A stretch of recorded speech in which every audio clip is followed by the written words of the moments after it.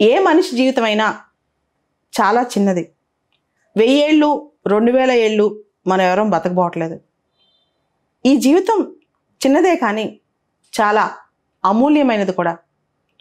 జనరల్గా కొన్ని రోజులు అయిపోయాక కొన్ని సంవత్సరాలు అయిపోయిన తర్వాత తిరిగి మళ్ళా పాత అంటే మనం లీడ్ చేసిన లైఫ్ కానీ ఆ టైం కానీ తెచ్చుకోవటం అనేది అసాధ్యం. జీవితంలో వాల్యుబుల్ థింగ్ అదే. ఒకసారి గడిచిపోయిన విషయాలు, గడిచిపోయిన టైం లేదా గడిచిపోయిన సంఘటనలు తిరిగి రివైవ్ చేసుకుని వాటిని రీలీవ్ చేయలేమన్నమాట.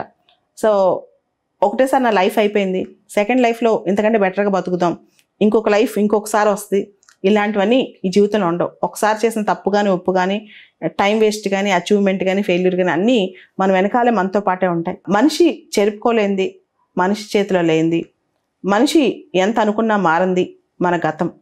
అది గతంలో మనం ఏం చేసామనేది, ఈరోజు ఈ క్షణం వరకు పాత లైఫ్ మొత్తం మనం ఏం చేసామనేది బ్యాక్ డేట్ వెళ్ళి మనం దాన్ని మార్చేసి వచ్చే శక్తి మాత్రం మన చేతిలో ఉండదు. కానీ మనిషికి ఏ శక్తి ఉంది, భవిష్యత్తులో ఈ రోజు నుంచి ఏ శక్తి ఉంది అంటే మనం చేసిన తప్పుల నుంచి నేర్చుకునే శక్తి ఉంది. అప్పుడు మనం వేస్ట్ చేసిన టైం ఏదైతే ఉందో దాన్ని ఇక నుంచి వేస్ట్ చేయకుండా ఉండే శక్తి మన చేతిలో ఉంది. ఇవన్నీ మన చేతిలో ఉన్నాయి, కానీ జరిగిపోయినవి మాత్రం మనం ఆపలేం.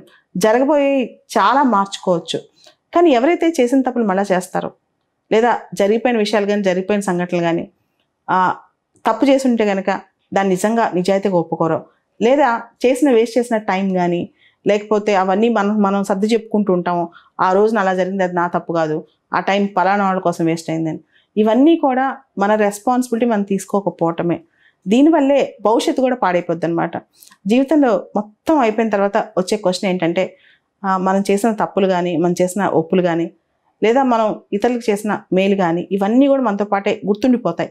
దాంతోపాటు మన టైం మనం ఎలా వాడుకున్నాం, ఈ జీవితాంతం దాన్ని ఏ విధంగా మనం యూజ్ చేసుకున్నాం, ఇవన్నీ కూడా మనతోనే ఉంటుంది.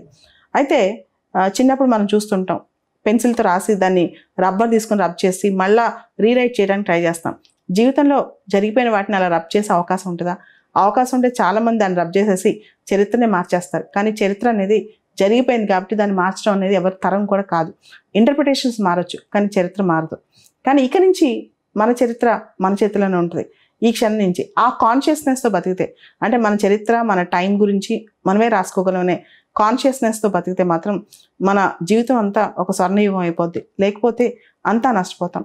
చాలామంది అనుకునేది ఏంటి తెలుసా, మన టైం మన చేతిలోనే ఉంటుంది, మన టైం మనం ఎలాగా ఉంటే అలా మౌల్డ్ చేసుకోవచ్చు, ఇదంతా భవిష్యత్తు అంతా మన చేతిలో ఉంటుందని. అది చాలా పెద్ద మిత్ అనమాట. అసలు యాక్చువల్గా అన్నిటికన్నా డేంజరస్ థింగ్, అన్నిటికన్నా వీక్నెస్ మనిషిలో తన టైం మేనేజ్మెంట్. అది కనుక ఆ మేనేజ్మెంట్ సరిగ్గా చేసుకోలేకపోతే జీవితంలో ఎప్పటికీ అది అలవాటు అవ్వదు. కాబట్టి జరిగిపోయిన రోజులు, జరిగిపోయిన సంఘటనలు ఇవన్నీ పక్కన పెడితే ఈ రోజు నుంచి మనం ఎలా టైం మేనేజ్ చేస్తున్నాం, అలానే ఒక తప్పు ఒకసారి మనం నేర్చుకున్నాం అనుకోండి, అది మళ్ళీ రిపీట్ చేయకుండా సేమ్ అదే టైప్ తప్పు మనకు చాలా సంఘటనలు రిపీట్ అవుతుంటాయి, కానీ తెలియక రెండోసారి మూడోసారి తెలిసినా కానీ ఓవర్లుక్తో అయ్యే తప్పులు చేస్తుంటాం. అలాంటి మిస్టేక్స్ ఎక్కువ రిపీట్ చేస్తుంటాం. ఇవన్నీ కాకుండా ఇక్కడి నుంచి బెటర్గా ఆచితూచి వ్యవహరిస్తే ఖచ్చితంగా ఈ రోజు నుంచి అయినా మన లైఫ్ ఇంకొంత బెటర్గా మనం అనుకున్న విధంగా ఉండే అవకాశం ఉంటుంది.